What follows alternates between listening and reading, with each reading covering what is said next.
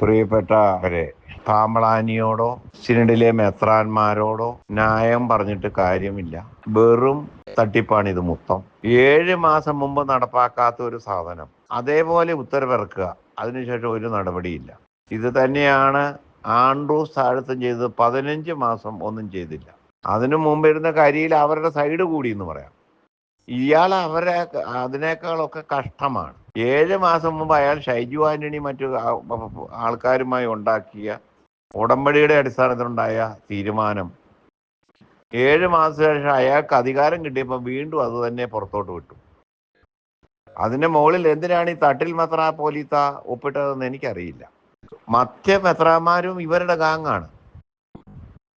കാരണം അവനവന്റെ സേഫ് സോണുകളിൽ വിലസി രാജാക്കന്മാരായി ജീവിക്കുക, അല്ലാതെ സഭയെ നന്നാക്കുക എന്ന് ഇവരുടെ ലക്ഷ്യമല്ല.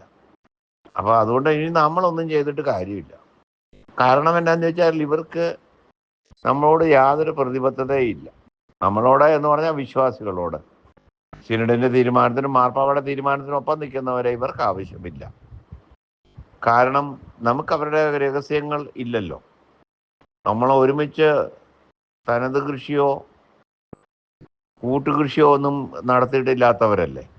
ഇവരെല്ലാം തനത് കൃഷിയും കൂട്ടുകൃഷിയും നടത്തിയിട്ട് ഉള്ളത് കൊണ്ട് അതിൻ്റെയൊക്കെ കാര്യങ്ങൾ പുറത്തോട്ട് വരാതിരിക്കാൻ വേണ്ടിയായിരിക്കും.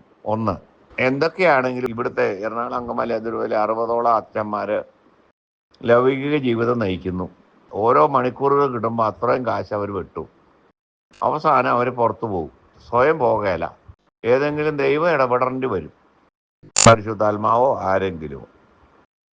അല്ലാതെ പാമ്പളാനി മെത്രാൻ നമ്മളെ സഹായിക്കാൻ വന്നതല്ലല്ലോ, തട്ടിൽ മെത്രാനും അല്ല. അപ്പൊ എന്താ ചെയ്യേണ്ടതെന്ന് എനിക്കറിയില്ല.